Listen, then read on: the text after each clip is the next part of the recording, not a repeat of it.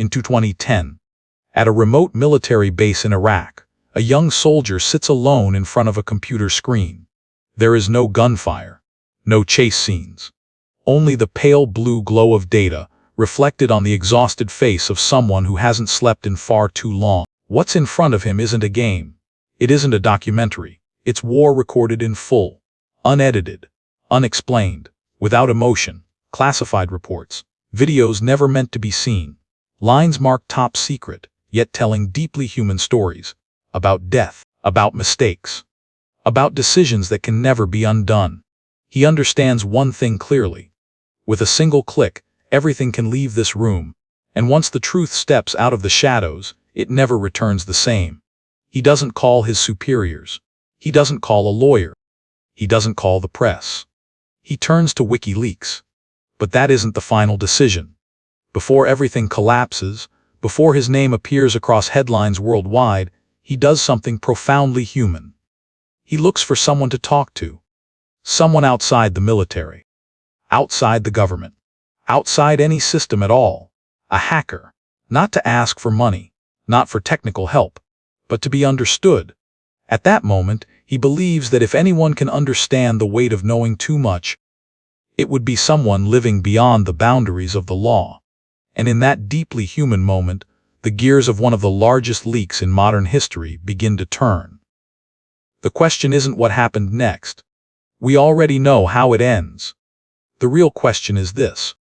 When a person stands between truth and consequence, between personal conviction and collective security, between silence and action, do we call it betrayal, or do we call it conscience?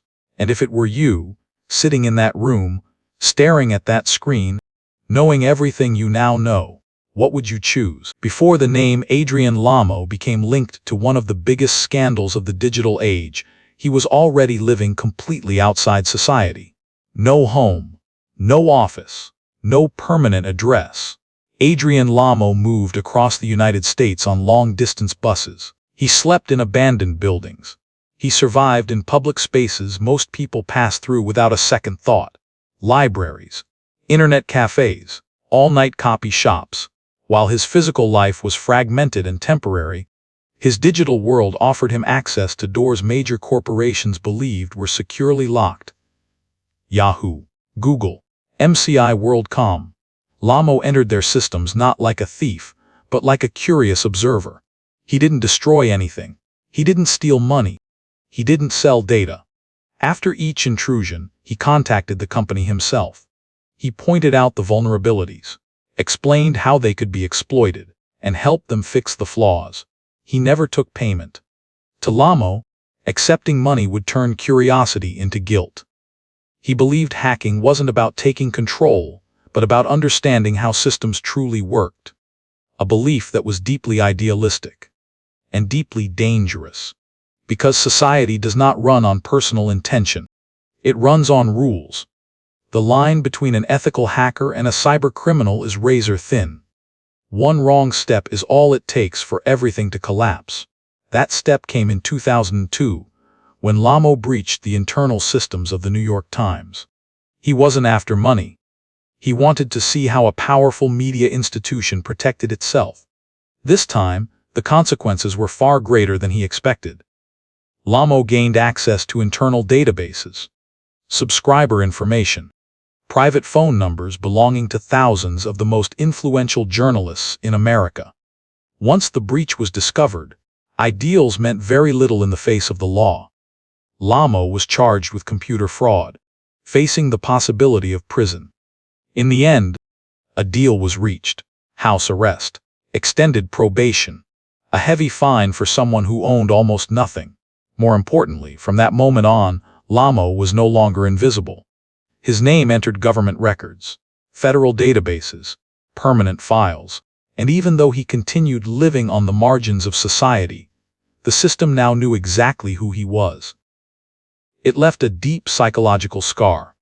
A man who once believed he lived outside the law suddenly realized the law had been standing right behind him all along. From that point forward, every decision Adrian Lamo made was no longer just about ideals. It was about survival. And this man with a wandering past, a fragile belief in personal ethics, and a very real fear of legal consequences would become an essential piece of the story ahead. A story where trust, truth, and fear collide, and where no one walks away unchanged. On the other side of this story, Bradley Manning was not a conspirator.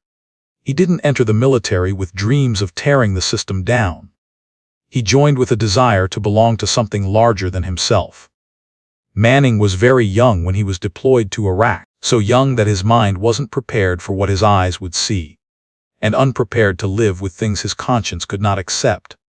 Every day, Manning worked with data, not abstract numbers, but fragments of war, casualty reports, videos capturing moments where human lives vanished in seconds.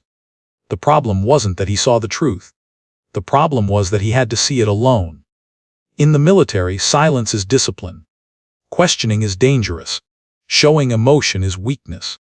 Manning began to slip into isolation, not because there were no people around him, but because there was no one he could speak to about what was weighing on his mind.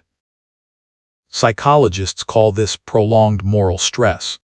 When an individual is repeatedly forced to carry out duties that conflict with personal values. If left unaddressed, that pressure doesn't fade, it accumulates. In that state, Manning turned to the internet, not to escape, but to find someone who might understand. He read about Adrian Lamo, a hacker living outside the system. No military, no government, no corporations. In Manning's mind, Lamo was someone unbound by orders. Someone who could listen without judgment. The first conversations between them weren't about WikiLeaks. They were about alienation, mental strain, about knowing too much and having no one to tell. Later forensic analysis of the chat logs revealed something critical.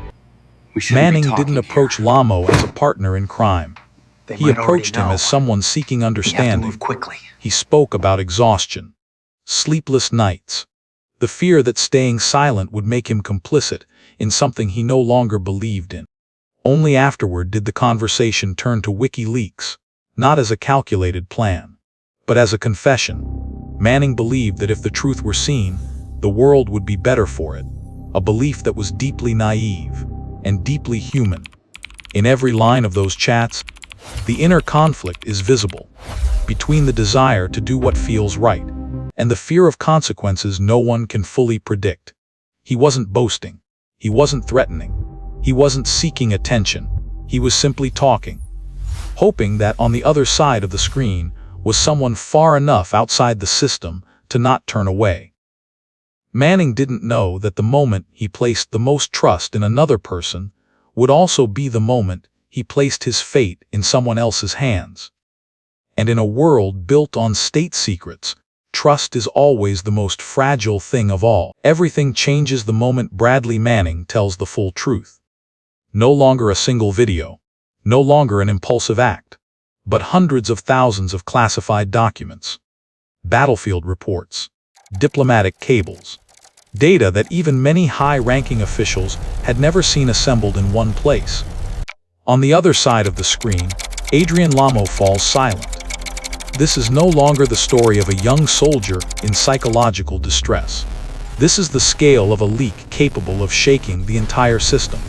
And at that moment, Lamo's mindset begins to shift. Before this, he was a curious hacker, someone who believed understanding a system was the best way to improve it. A man living outside the law, yet still guided by personal ethics. Now, what he is hearing no longer fits inside idealism. Investigative psychological analysis suggests that Lamo enters a state of intense internal conflict between the person he once was and the person circumstances are forcing him to become. Lamo has paid a price for breaching systems before. He has faced the law. His name has lived inside government files. That memory never disappears. It lies dormant, and when risk returns, it wakes up. Experts call this consequence anticipation. When someone who has been punished before begins to view every risk through the lens of fear, not because they are weak, but because they understand how unforgiving the system can be, Lamo begins to ask himself, if I remain silent, what happens next? Not just to the world, but to me. He no longer sees Manning as only someone searching for understanding. He begins to see an information bomb, ticking day by day. At the same time, his hacker idealism starts to erode. The belief that truth automatically produces good. The belief that staying outside the system keeps you safe. The belief that personal ethics alone can withstand legal consequences. All of it collides with a very real fear. The fear of losing freedom. The fear of being pulled back into the machinery he once tried to escape. In later chats, Lamo's tone changes. Less empathetic, more cautious, heavier. He starts talking about lives, about consequences, about outcomes that could spiral beyond either of their control. Not because he hates Manning, but because he is afraid. Afraid that if he keeps listening, he becomes complicit. Afraid that if he stays silent, he will never escape the shadow of this decision. This is the moment the final line blurs. Between hacker and citizen. Between listener and actor. Between personal ideals and deeply human fear. And when a person is pushed to that point, the next decision is rarely pure reason. It is survival instinct. Adrian Lamo didn't call the authorities in a moment of panic. He didn't act during a single sleepless night. And he didn't do it to become a hero. The decision to inform came after days of silence. The conversations continued. More information was revealed. And with each exchange, a growing realization set in that everything had moved beyond the control of two people sitting behind separate screens. From an investigative perspective, this was the turning point. The moment a personal exchange became a national security risk. Later forensic analysis confirmed something crucial. The moment Lamo saved and cross-referenced the chat logs, his role changed. He was no longer just a listener. He became a holder of evidence. And under the U.S. legal system, possessing evidence and choosing not to report it is itself a decision. A decision filled with risk. Lamo understood that better than most. He had stood before the law before. He had signed agreements where one wrong step could make everything collapse. In the end, he chose what he believed was the least dangerous path for everyone involved. He contacted the Federal Bureau of Investigation. Not to tell his own story, but to hand over what he knew. From that moment on, the gears of the investigation began to turn. Identities were verified. Data was cross-checked. Access times and locations were reconstructed step by step. Digital forensics does not rely on emotion. It relies on traces. And the traces Manning left behind were unmistakable. The arrest came quickly, cleanly, without drama. The consequences, however, were anything but clean. Bradley Manning was stripped of his military status, detained, placed before a legal system he once believed he was serving. For Adrian Lamo, the story didn't end with that call. Within the hacker community, his name instantly became a point of division. To some, he was a traitor. Someone who broke an unwritten code of silence. To others, he was the person who prevented a greater disaster. A citizen who placed collective security above personal loyalty. But to Lamo himself, this was not a victory. He received threats, messages filled with rage, and an isolation deeper than anything he had known before. He lost his community, lost trust, and lost the illusion that he could remain outside the system forever. The decision to inform did not bring peace.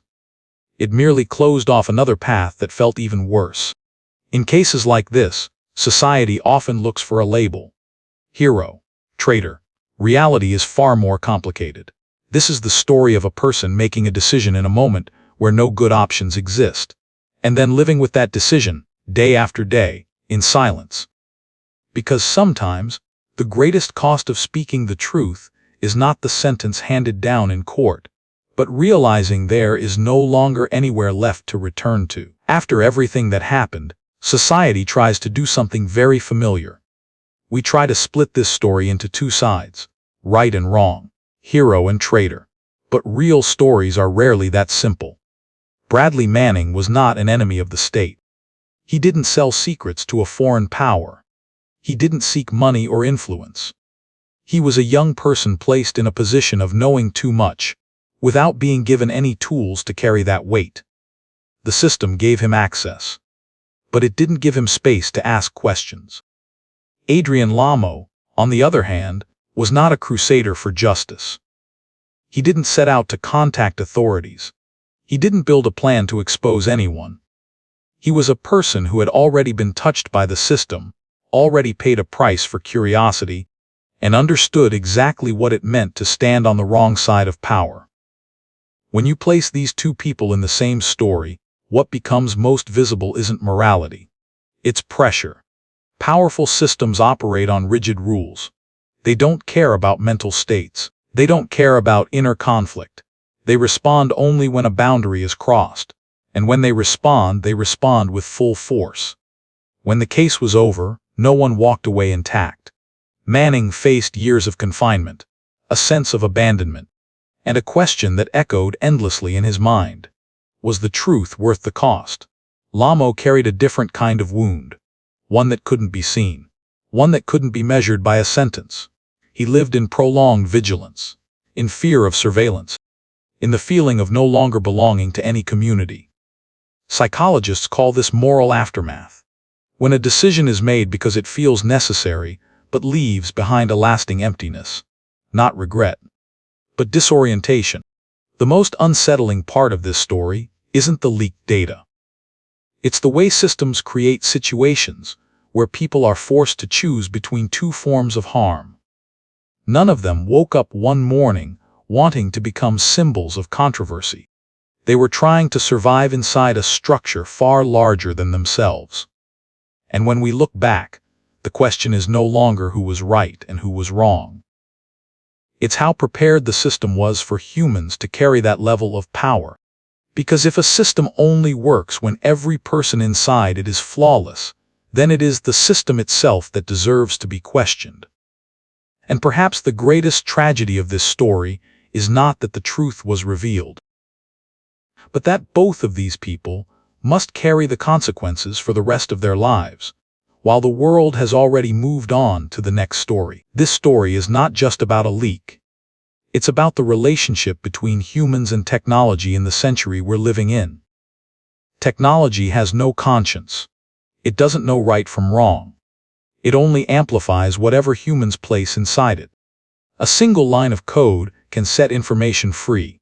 It can also destroy a life. In this story, WikiLeaks is not the center.